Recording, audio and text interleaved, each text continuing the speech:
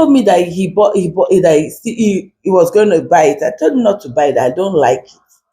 I just don't like the way everybody will know that you put Wig. wig with a single this and that. I prefer to braid my hair. He bought it. He gave me, and I was just looking at it there, looking at it for 2 whole weeks.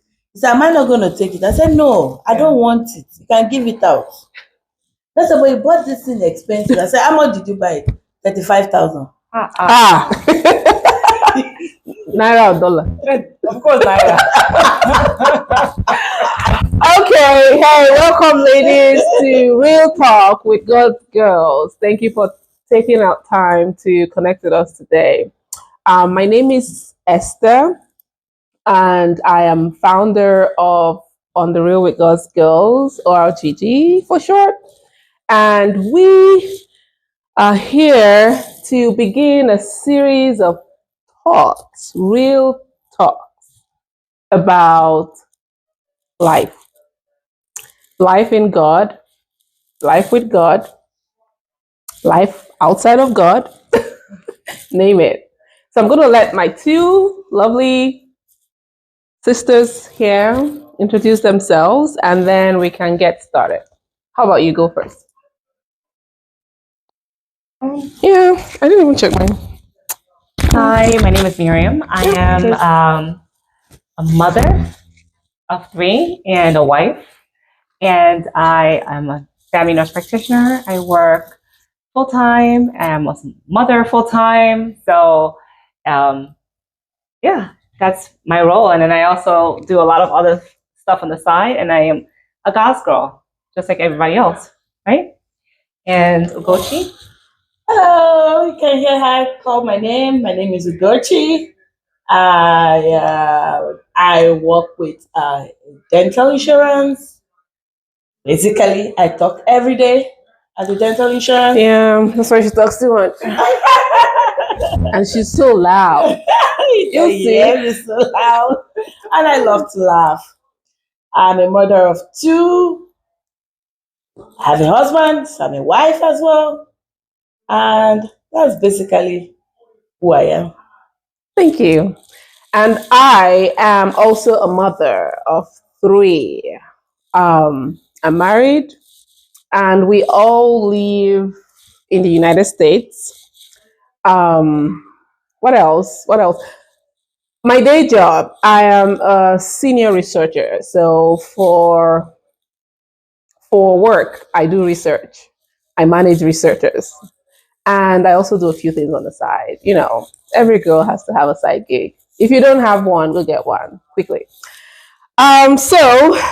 Today, like I said earlier, we just really have a burden to make connections. And if you want to learn more about On the Real with God's Girls, we have this really short clip somewhere in this channel. If you browse closely, you'll find it. Where we talk about what we're here for, who we are, why we're here, the whole 9 yards. Yeah. So, but today we want to talk about, we want to reflect a little bit about the disciples of Jesus Christ, and knowing that we are disciples, or at least we are trying to be. We thought that one way we can kick off this series of Real Talk is to try to reflect on our place in God's family. And we'll go take turns to kind of talk about a couple of questions we had come up with. We didn't discuss the answers really. So yeah, it was whatever we're going to be saying here is not pre-planned. It's just kind of like, yeah, just go with the flow. Exactly. Yeah. Okay. So the first question we want to try to answer is, if you think about assuming you lived in Jesus's time, right? And you were one of his 12 disciples, which of them do you think you're going to be? I'm going to let who will speak first go first. Yes. actually say I'm Andrew. The reason why I say I'm Andrew is because I'm very brave. Are you?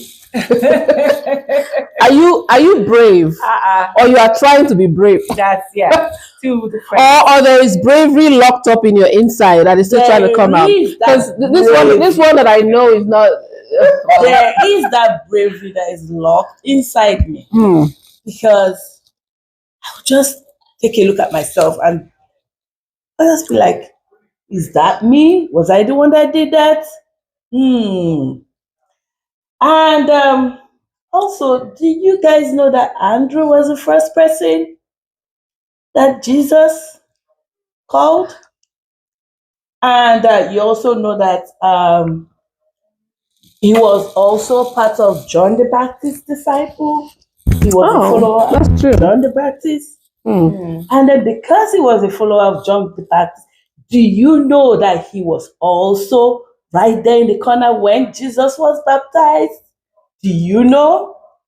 Do you know? It seems as if he also heard when God said, "This is my son." Oh yeah. Yes. He probably did. Yeah. Yes. That was why when Jesus said, "Drop that stuff and follow me," he was quickly did. obedient. Because I've always wondered why they just went with him. Yeah. You know, when I read that passage, I was thinking, you were following this master before. Yeah, and how did you just turn around and just follow this one, you know, just randomly? Yeah, that's a really good because thought. He was already with John, and then John recognized Jesus, and then he was there when the voice came. Yes, that's so true. because the voice came, he was like, "Okay, that means I'm gonna go." That's true. This is probably the one. And come again. Do you know that he's the older brother to Simon Peter? Have you read that part? That's interesting. I didn't reflect on that too much. Like, interesting. What do you think will have happened? I'm your brother. Let's say I'm your bigger sister. And I see something is going on well. Yeah. There's something happening. Yeah. Come with me. Yeah. He went to go and call his brother. Yeah, that's what the Bible records. That's true. Come and follow me. This is the Messiah. Let's go and join him. Wow. That's pretty cool. So was that why you liked him? Is that why you liked him? So the main reason why I liked him is because of his willingness to help. Where did he help? Who did he help? Like help a brother? Yeah, he went to go and call his brother. Come. Yeah. And also the main other reason that I like about him is that he is kind and generous. Do you know he was the one that actually knew that there was a boy that had 5 loaves of bread and fish? Oh yeah, that's true. When Jesus said, when everybody was saying, "Oh, let's send them away. Let's tell them to go away. Let's tell them to go away." It was like, no, they shouldn't go away. Then it was like, but there's no food. He said, no, there's one boy here that has food. There's one boy that has food. So imagine if he had not put that little boy and that little boy's little bread and fish. Yeah. That miracle probably would not have happened. Exactly. He kind of like opened the door. How did he know? That's through his big heart of generosity. Yes. Yeah. Interesting. Kind, and he accepts people. And funny enough, like when I thought about this, I thought of somebody else for you. Yeah. Funny. What did you think of for me? You know what? You're correct. Seriously, it was Andrew. Yeah, it's actually Andrew. You actually thought of Andrew. I actually wrote it down. I said Andrew for Bernadette because he's Seriously? he's generous and he's kind. Because there's nothing that will happen to somebody that will be like, oh, that happened. It's true. And you even almost start crying for the person. Yes, I'm That's already in tears that you said so just now. Wow. Absolutely That's true. hilarious. It's like as you were saying it, I think it's not the same person I wrote for her. Wow. Well, thank you for sharing that. You're welcome. You want to go? Well, funny enough, I was thinking about who I most came related to, and I think I relate more to Matthew. Oh, Matthew and a little bit of Simon Peter. Okay, right? So yeah. Yeah. So Matthew, because Matthew is very suspicious. He doesn't just go with the first thing that he sees. And I am very suspicious of everything. Like, I can see that. you know, I like, know that. I don't just go in just because somebody says Everyone is doing it. Like, in fact, because they're doing it makes me want to not do it even more. Like, if everybody's going left, I say, let me go right. I'm just Matthew in that way. And, I say I'm Simon Peter because there are parts of me that, though I want to be, I'm close to the Lord. I talk to him. I am in his presence all the time.